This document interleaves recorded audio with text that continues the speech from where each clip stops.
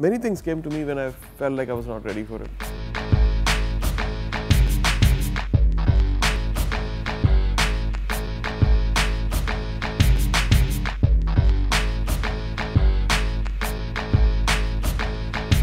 Even my first movie, when I first met Mani Ratnam, I said, this is too big for me, I don't know whether I can do it.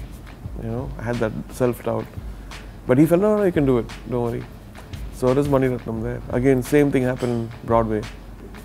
Andrew Lloyd Webber said, I want you to do a musical. I didn't, I'm a film musician sitting in a studio and making music, and that was completely when I look at back, it's so huge, starting the KMMC, conservatory, and what comes out of it is breathtaking for me. When I go there, I feel like maybe this is the reason why I was doing all this. Quint was very, very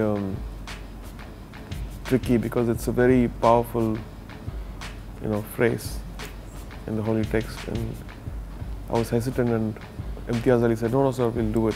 We'll do it with a lot of respect, and it's kind of reached so many different people and crossed boundaries. Yeah, my other collaboration is my wife. Grew up as an introvert and never had any friends. I mean, I have very, very few friends. No girlfriends, nothing. People who sing with me and then they would go. So for me, she is probably my first female acquaintance, other than my sisters. I think she is probably one of the reasons why I probably stuck on to music more. Because she loves peppy music. She's a very, bubbly person. And whenever I would go towards the spiritual side, she'll pull me out. Come. You have time for that, kind of a thing. Mostly I wake up at 2 o'clock in the afternoon because I'm working nights, and that's not changed, unfortunately. And there's no particular day, actually. There's no particular ritual, nothing. I mean, when I'm working on a soundtrack which is time bound and there's a time sensitive, then you really work around the clock. You sleep for 5-6 hours, get again, and 3-4 studios working together.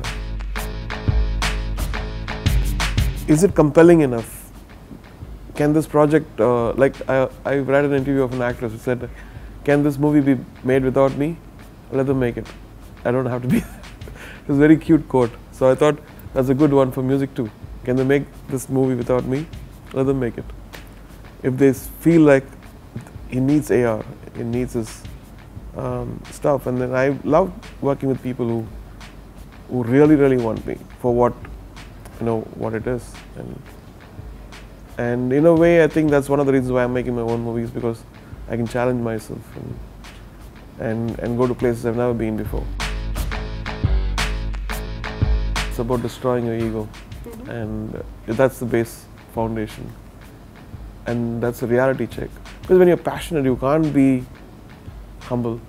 You have to be passionate. You might get angry, you might raise your voice, but then ultimately it all settles down back to go back to the Sufi route. As a film musician, you can't have your own opinions.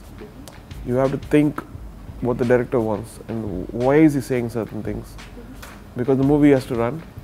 It's such a gamble, and then you have to help them to make it easy for them, not make it tough.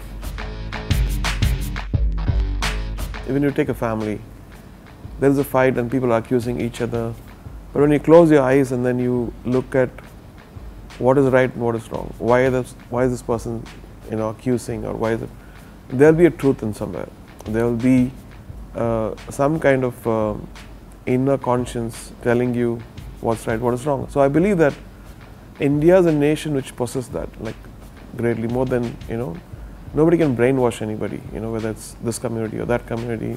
We all have a conscience, and that's what makes me feel, the urge or the motivation to do music. Because music is another thing where you can't, when you listen to bhajan, you can't deny the purity in that. And when you listen to Qawwali, again, you can't deny the purity. And ultimately, I think for me, that's what matters. The intention and the deep-rooted essence of truth in everything is beyond all this polarization, beyond all politicization. And and it'll settle down, because wherever power, there's so much power, and empowerment happens, there is also a certain kind of a devilish attitude, and even the good people get corrupted. They say that if God wants to destroy someone, He gives lots of power and money to that person. And I always fear that